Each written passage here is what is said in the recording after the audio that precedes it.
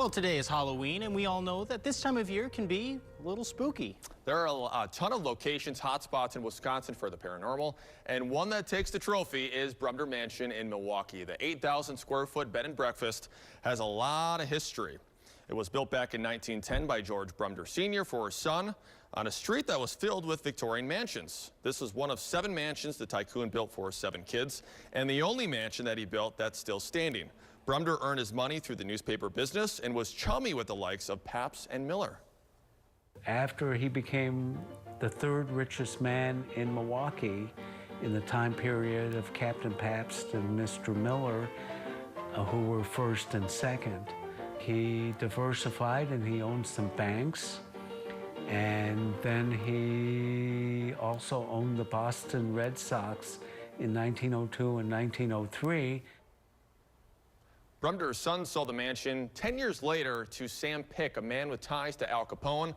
He turned the place into a speakeasy. He had several more owners before Tom and Julie Carr bought the place 10 years ago. Annie and I spent the night at Brumder Mansion to take a look at its history and to see if it's really haunted. Coming up in the 6 o'clock hour this morning, we'll show you the tour that we went on, our ghost hunting experience, and of course the shocking evidence that we found showing that this historic mansion is haunted. Welcome back, 6:08 the time. There are several so-called haunted locations in southeastern Wisconsin. One of those being Brumder Mansion, right here in Milwaukee. To get into the Halloween spirit, Andy Bavelli and I wanted to find out for ourselves if the mansion really is haunted. The owners let us stay overnight and investigate the mysteries behind these walls. Welcome to Brumder Mansion. As you navigate the menagerie that is Brumder Mansion, it's hard not to feel the building's rich and infamous history. With such a storied past, it's no surprise that Brumder Mansion has a history of the paranormal. According to its current owners, Tom and Julie Carr, many of the rooms within these walls have had their share of odd occurrences over the years. Is there some lady in a Victorian dress that keeps walking down and up? Some guests or will be here. They'll hear organ music. Tom's wife, Julie, has also had her fair share of experiences at the mansion as well. I had hung up my belt in the George closet, you know. And So my room, the room your room, yeah. So I went in there to get my belt, and it was gone. And I couldn't figure out where to go. Where's my missing belt? And then a couple hours later, I came back, and there it was.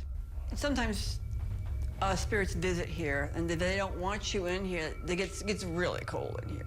If those experiences weren't enough to give you the chills, just wait until you get a look at the rooms Chris and I stayed in. What rooms did you pick for Chris and I to stay in?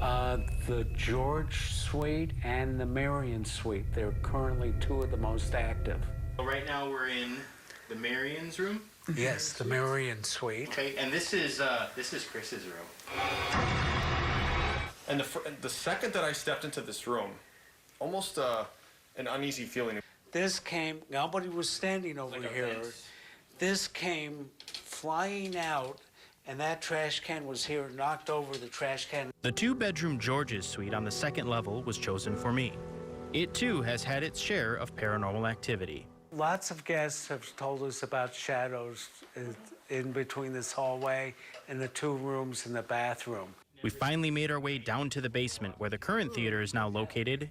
Well, I saw my first full apparition down in the basement. This 6-foot, has a hat on, fedora.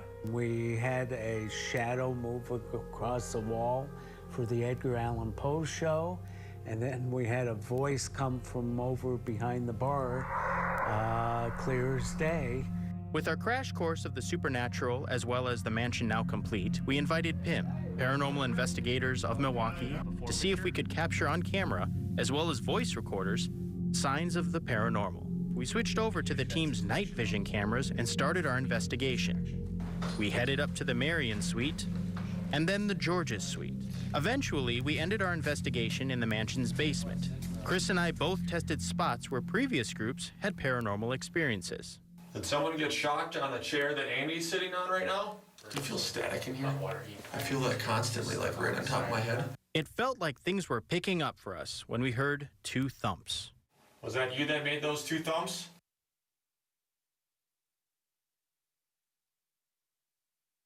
A taste of what happened when we visited the Brumder Mansion. Coming up in the next half hour, see the evidence, the shocking evidence that we uncovered. Looking forward to that, Chris. Who made those thumps? I know, that's what I've been waiting for a week. I'm going to find out. All right. Find out about the thumps.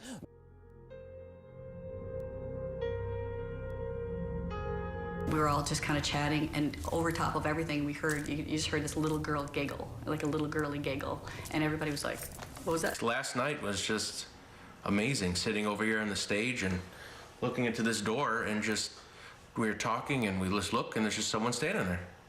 Just like it's kind of checking us out, seeing what we're doing, and then just slowly takes a turn to the left and heads on to what he ever had to do.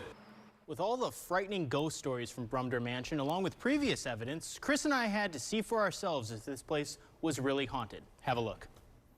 Now the investigation is over, we turn our attention to the evidence. Yeah, you said it, Chris. We did capture some rather odd things while staying at Brumder Mansion. Let's take a look. The first thing I experienced was when we were taking the tour around the mansion. We stopped at Marion's Suite, the room I stayed in. I felt as if something was brushing the side of my head. You could see the reaction in this clip. We come with no harm. What the hell? See, okay, here's the thing. It's like when somebody says their head itches or something, or we do a story it felt like on fleas, something did it's this. just like... Swear to God. Chris had another experience down in the basement during the investigation. He felt static electricity on top of his head. You know, the feeling you get when a balloon rubs against your head. Pim thought it may have been the old wiring running above him. I feel that constantly, like right on top of my head. Huh. Are you spooked? Is that could be just an anxiety? We caught a number of videos with orbs, which are referred to as balls of energy or possible spirits. The most profound evidence we captured was in George's room, where Andy tried to provoke the entities in the room by placing his pelt in the closet on a hanger. Hang it right here. Playing with fire, Valley. Did you see that? Watch this again as the orb goes from right to left into the belt.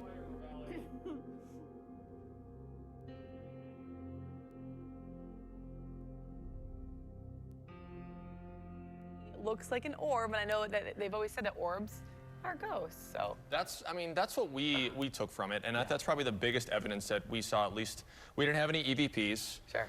We didn't have any ghosts or anything like that apparitions, yeah. But that, kind of provoking the ghost, what we tried to do is that you're playing with fire, Bravelli. Politely provoking. Politely, Right, yeah. We weren't trying to be malicious or anything. And then Andy put the belt on the hanger, and then seeing that, it's just... Seeing it go right to it, and I was in the edit bay watching, and I was just shocked at everything I was seeing. I think it helps when you believe in that kind of stuff. Yeah. I would never stay there. What was it like actually staying the night there? The biggest thing to me, right when I walked in and stepped into the room that I was staying in, I almost felt like it was an uneasy feeling. Yeah. But then when we did the investigation, we went through and did it all, and I went back up to my room. Although I did leave the door open.